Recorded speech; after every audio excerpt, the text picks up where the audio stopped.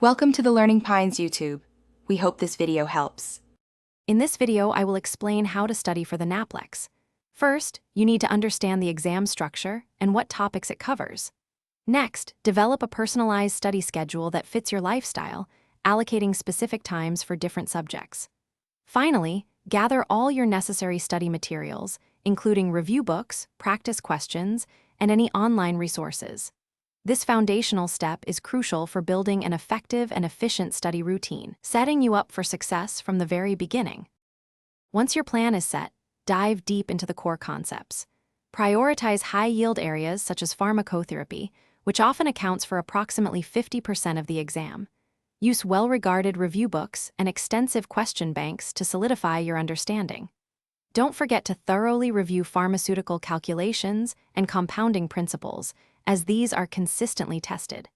Aim to cover all major disease states and their respective treatments, ensuring a broad and deep knowledge base.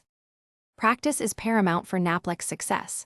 Dedicate significant time to completing thousands of practice questions from various sources. This helps you become familiar with the question styles and time constraints. Crucially, take several full-length mock exams under simulated conditions to build stamina and manage your time effectively.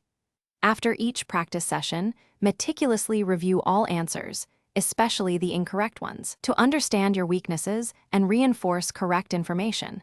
This iterative process is key. In the final 2 to 3 weeks before your exam, shift your focus to reviewing your weakest areas. Avoid learning entirely new material. Prioritize getting adequate rest, aiming for 7 to 8 hours of sleep each night, and practice stress reduction techniques. On exam day, arrive at the testing center at least 30 minutes early, bring your identification, and stay calm. Trust in your preparation and approach each question thoughtfully. You've put in the hard work. Thanks for watching. Consider subscribing if we helped you.